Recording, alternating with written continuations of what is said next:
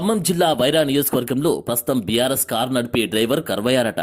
స్థానిక ఎన్నికలు ముంచుకొస్తున్న టైంలో లోకల్ గా పార్టీ పరిస్థితి చుక్కాని లేని నావలా తయారవడం చూసి క్యాడర్లు కంగారు పెరిగిపోతున్నట్టు తెలుస్తోంది. వైరాలో ప్రభావం చూపగలరని పేరున్న మధిర మాజీ ఎమ్మెల్యే కొండబాల కోటేశ్వరరావు సైతం తాజాగా కాంగ్రెస్ లో చేరిపోవడం గులాబీ దళాన్ని మరింత కంగారు పెడుతుందట.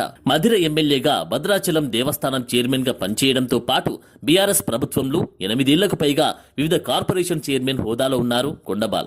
అలాంటి నాయకుడు పార్టీని వదిలిపోవడం వైరా బీఆర్ఎస్ కు గట్టి దెబ్బేనన్న వాదనలు వినిపిస్తున్నాయి. వైరాలో కొండబాల కోటేశ్వరరావు సామాజిక వర్గం ప్రభావం చాలా ఎక్కువ. అందుకే ఆయన పార్టీ మారిపోకుండా బీఆర్ఎస్ నాయకత్వం చాలా ప్రయత్నాలు చేసినా వర్కౌట్ కాలేదట.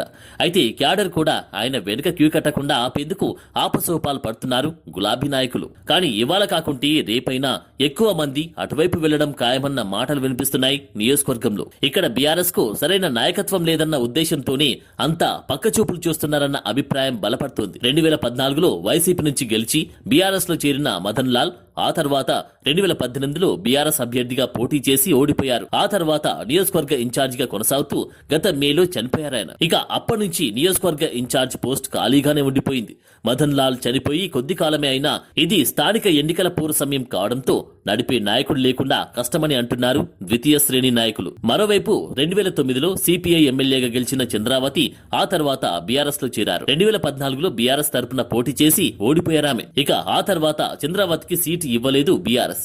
ఇప్పుడు ఇన్ఛార్జ్ బాధ్యతలు అప్పగిస్తే నిర్వహించేందుకు ఆమె సిద్ధంగా ఉన్న పార్టీ అధిష్టానం మాత్రం నిర్ణయం తీసుకోవడం లేదట. అటు మదన్ లాల్ భార్య మంజుల కూడా రేస్ లో ఉన్నారట. దీంతో ఇప్పుడు మదన్ లాల్ కుటుంబానికి ప్రాధాన్యం ఇస్తారా లేక సీనియర్ గా చంద్రావతిని గౌరవిస్తారా అన్నది సస్పెన్స్ గా మారింది. పార్టీ అధిష్టానం తమ నాయకురాల్ని అవసరమైనప్పుడల్లా వెంట తీసుకుంటూ తీరా పదవుల దగ్గరికి వచ్చేసరికి హ్యాండ్ ఇస్తుందన్న అసహనం ఇప్పటికీ చంద్రావతి వర్గంలో ఉంది. ఈ పరిస్థితుల్లో అధినాయకత్వం ఎంత త్వరగా నిర్ణయం తీసుకుంటే అంత మంచిదని, ఆలస్యమయ్యే కొద్దీ నష్టం జరుగుతుందని అంటుంది క్యాడర్. కాంగ్రెస్ పార్టీ ఇప్పటికే గ్రామ మండల స్థాయి నాయకులకు గాలం వేస్తున్నట్టు చెప్పుకుంటున్నారు. వైరా పరిణామాలు ఎలా మారతాయో చూడాలి మరి.